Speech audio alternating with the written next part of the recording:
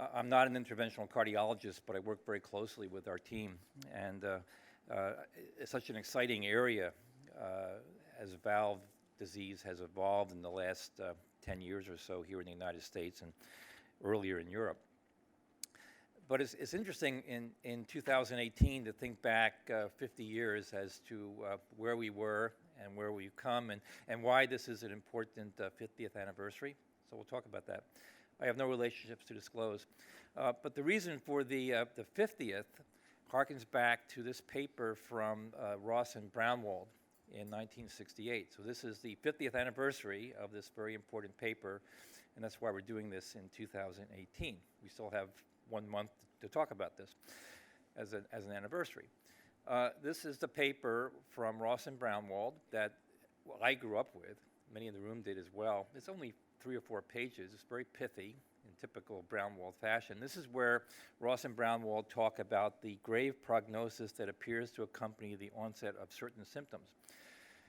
And this is where the very famous diagram shows up that everyone in the room knew I would show because it's always shown and will probably be shown many times today as well. Interesting thing about this diagram. First of all, it is a diagram. It looks like it was drawn in the back of an envelope or napkin. It probably was because the surgeon, Glenn Morrow, criticized the cardiologists back then as to why they were sending him patients either too early or too late. There's no patients here. This is a concept. This is actually based on 12 patients. So those of you who were at the Heart Valve Society meeting in April realize we actually recognized Dr. Wald for the 50th anniversary. And I had a chance to kid him that he's moved on to TIMI trials, where he's got patient groups of 33,000 or 40,000. And I made the point that I doubt that any of his diagrams from the TIMI trials will ever have the lasting effect of this diagram, because it stays with us over the course of the last 50 years. Now, this curve obviously shifts to the right now as we have an aging population, but the same issue that once symptoms occur, we have a really bad outcome. This then led to a couple editorials, one from Dr. Wald himself this year, one that I did with Dr. O Gara, it was published just last week, and again, the same diagram shows up. The other aspect of this diagram, which is so important, is that, and of course the reason why it's been lasting and has durability, is that it's accurate. Because since that time, there have been actual patient studies which have validated this concept. Here's a paper, if we fast forward 20 years after Wald and Ross in 1968, and we go to 1988, Kelly and co-workers at the University of Virginia. Survival of symptomatic patients without surgery. As predicted by Ross and Wald, 50% of the patients have died within 30 months. 10 years later, Bonow and co-workers, 1999, survival of symptomatic patients, 50% mortality within 3 years. Fast forward another 10 years to Bach and co-workers at the University of Michigan.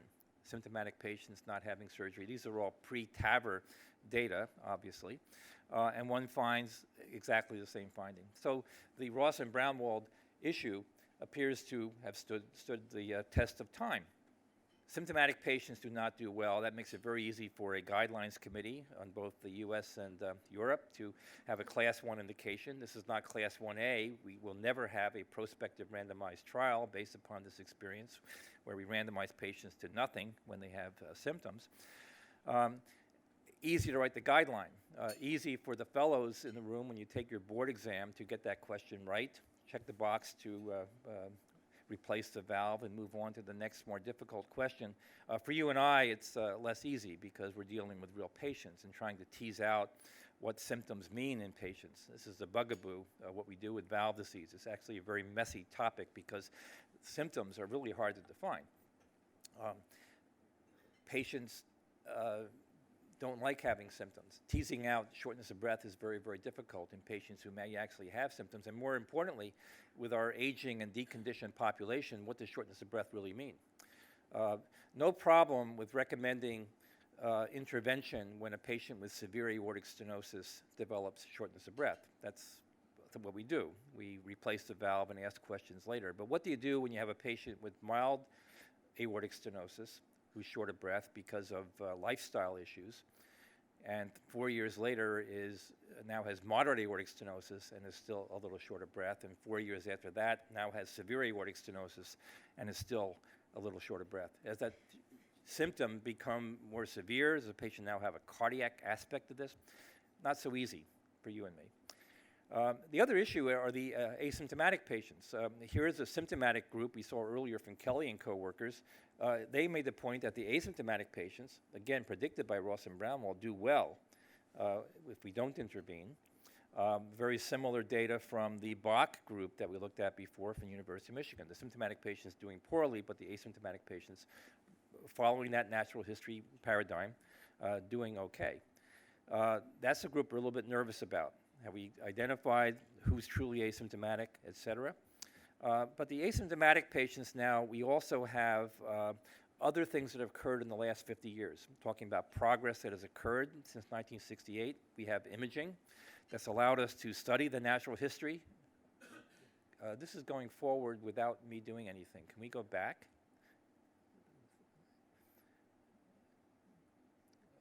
I'm not sure what's going on, folks. It's just going backwards now. Okay, let's try it again.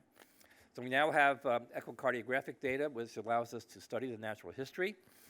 This comes from Otto and co-workers in 1997, making the obvious point that when patients have mild aortic stenosis, the outcome is much different than when patients have severe aortic stenosis, severe defined by a Vmax of 4 meters per second. And so a couple points about these data. The event rates here are not patients dying. These are patients developing symptoms. There were 8 patients who died in this series, but they all developed symptoms first and were either waiting for surgery or denied surgery. And so this makes the point that my fellows pick up on and say, well, we have the answer here. We don't have to follow the asymptomatic patients with mild aortic stenosis so carefully. It's the patients with more severe AS who have the high event rate. Careful about data like this because there's probably a post-test referral bias. The patients who have a severe aortic stenosis are probably being followed more carefully with a lower threshold for doing something than the patient who's got a Vmax, say, of 2.5. The patient with a Vmax of 2.5 now gets short of breath. We would look for other causes for the shortness of breath and not intervene. So there's a post-test referral bias built into all of these retrospective observational studies we have. But the auto data are not unique. We have very similar data from Rosen and co-workers in Vienna, and Pellica and co-workers at Mayo Clinic, and Stewart and co-workers in the United Kingdom, and most recently Lancelotti and co-workers in a multi-center study from Europe. Not every patient develops symptoms over the course of 5 years when they have severe aortic stenosis and a Vmax greater than 4 meters per second, but the majority do. So these are the patients we need to follow more carefully. Now, the Rosenheck data are quite important. They pointed out the issue of calcification of valves, and the same group came back about 8 years later with more patients with a Vmax greater than 4, making the point that when the Vmax is greater than 5, really severe aortic stenosis, the likelihood of developing symptoms within 3 years is so high that it's not wrong to have that discussion with the patient up front, and that actually exceeds my threshold, and I recommend intervention when the Vmax gets to that ballpark of 5 meters per second or greater. There is an issue here. There were some patients who died waiting for surgery. Notice that there was one sudden death, only one sudden death. And in the Lancelotti paper we just discussed, the incidence of sudden death was 0.16% per year. Very low likelihood of dying suddenly. It does occur, but it's really rare. The other patients develop symptoms before dying. But there were 6 deaths. So would we have done better if we had recommended earlier surgery? Well, perhaps not, because in the patients who did go to surgery, there were 6 deaths in the 3 months postoperatively. So the issue here is one would not recommend surgical AVR to reduce mortality, but only recommend surgical AVR in the high velocity groups because it's so inevitable that you're going to have going to need surgery within a few years. Perhaps do that before they have more comorbidities. As Dr. Sharma indicated, we now have the early Tavern trial. It could be that if we did Tavern instead of surgery, the results might have been different. So what is the risk of death while waiting for symptoms to trigger AVR? We have other natural history studies over the last 50 years which have also addressed that. I'm just going to talk about the most recent one by Taniguchi and coworkers in Japan. This one has some importance because it's not a retrospective look at what happens to patients. It was a prospectively designed registry of patients entering into a multi-center system in Japan. And one subset of that multi-center registry underwent kind of watchful waiting or active surveillance, but did not have immediate aortic valve replacement. And their survival at 5 years is 74%. So clearly, in this elderly group with comorbidities, mortality can occur. The question is, would they have done better if an earlier operation had been performed? And here's the group that has the early operation. Again, it's a prospectively designed registry. And so one comes away with the observation that the mortality is lower if we had done earlier surgery. Now, careful about data like that. It could be that the patients who don't have surgery early on, it was reasonable not to do surgery because of the potentially older age or comorbidities, more renal insufficiency, et cetera. But these are the propensity match data. That's why there's equal numbers of patients in both groups. It's a propensity match trying to adjust for age and comorbidities. Be careful about that because the propensity scores are only as good as what you put into the propensity model. But I also tell my fellows, when you see data like this, this is not a randomized trial. Look at what happens to the patients. So in the group that was followed conservatively, 31% of patients who developed symptoms did not have aortic valve replacement over the course of that time. And that attributes to 17 of the deaths in the orange curve. And so that may explain why the group did poorly, because they were not picked up on when symptoms actually developed. Well, patients can fall through cracks. This is why we need the early Tavern trial. We finally have the prospective randomized trial to give us the information about whether early intervention actually leads to a better outcome. So what do I do with my 84-year-old patient shown here? He's got a Vmax of 4.6, so he hasn't crossed my threshold of 5. He's got a mean gradient of 52 and an aortic valve area of 0.7. Meets all the criteria for severe aortic stenosis. What do we recommend in 2018? Is it watchful waiting? Active surveillance? Is it more data, a stress test perhaps, or maybe a BNP? Should we just recommend replacing the aortic valve now? He is a very active 84-year-old, doesn't want surgery. What do we recommend?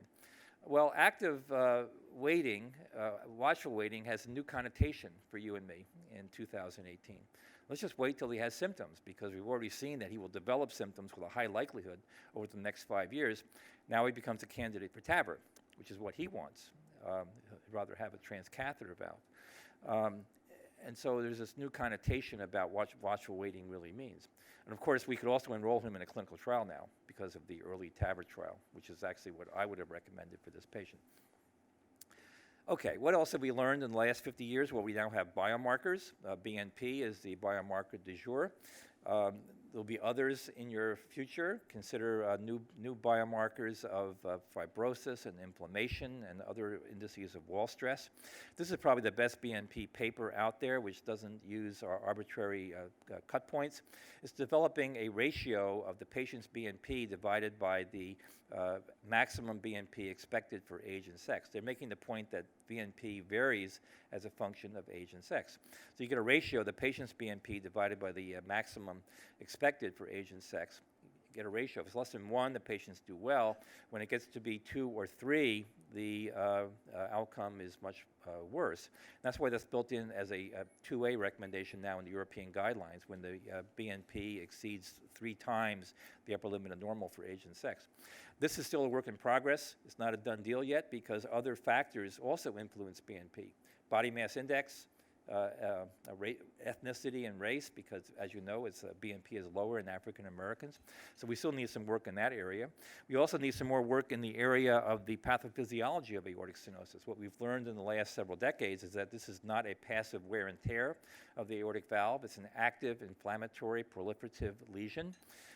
Akin to atherosclerosis. These data by Dweck and co-workers using PET-CT identify the areas of calcification and demonstrate that the areas of calcification are also areas where there's inflammation by fluorodeoxyglucose uptake.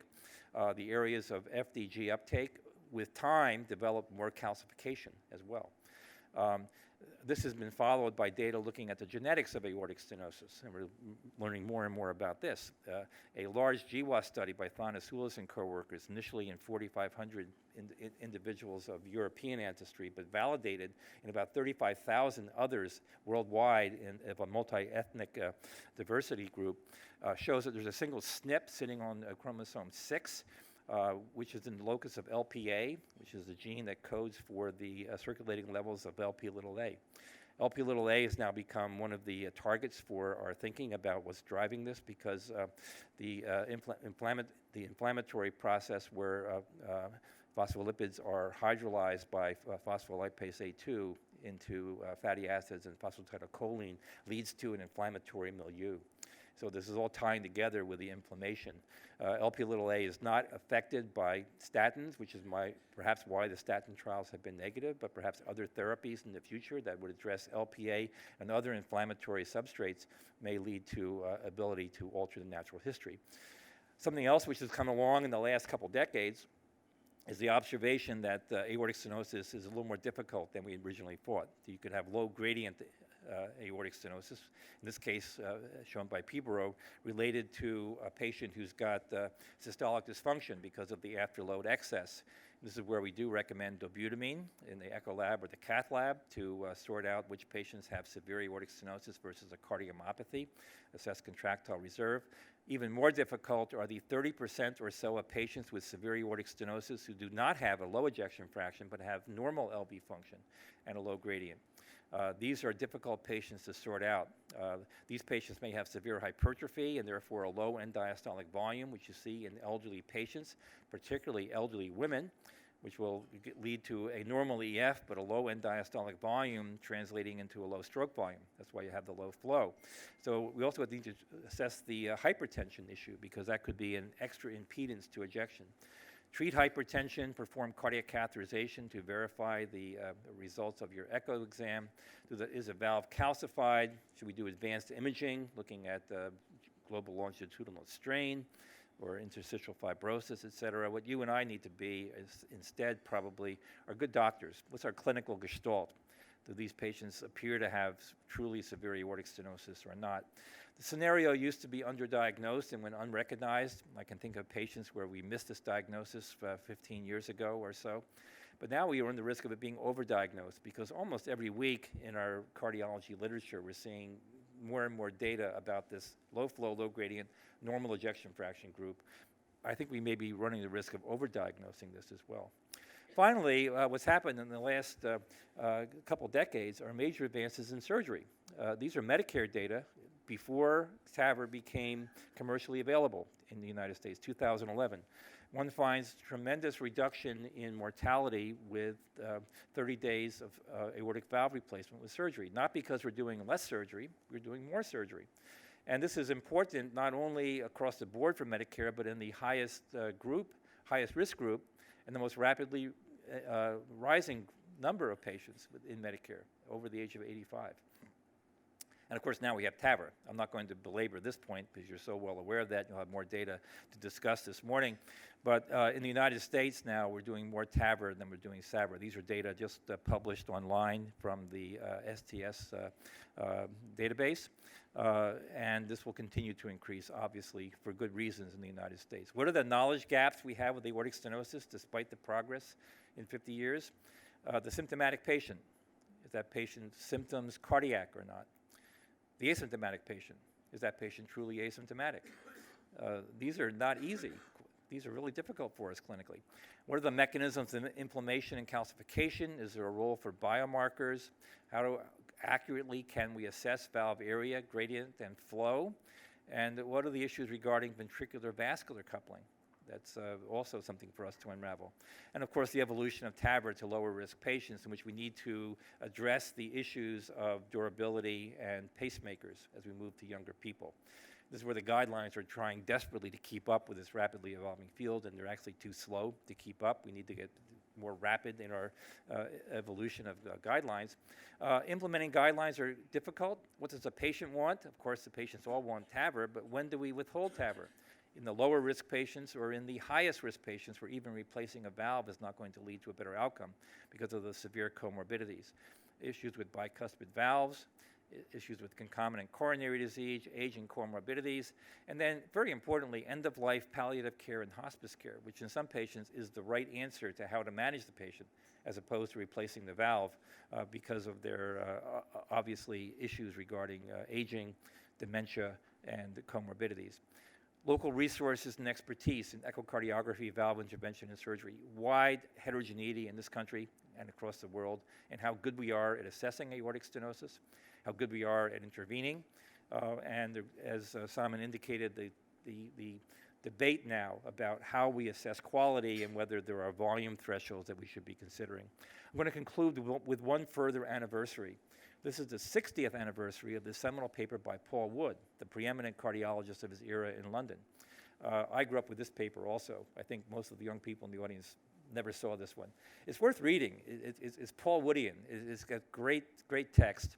He talks about aortic stenosis as a simple mechanical fault which, if severe enough, imposes a heavy burden on the left ventricle and sooner or later overcomes it. Nicely done, but for you and me, this is helpful, but for you and me, it's not simple anymore. This has become very complex. We need much more data, much more experience, much more discussions among ourselves about the workup of our patients and when is the appropriate time for intervention. So hopefully this is a good lead-in to the really interesting and important discussions we'll have today regarding intervention and the evolving field of transcatheter technology. Thanks again to Dr. Sharma and his group for the opportunity to be with you. Thanks.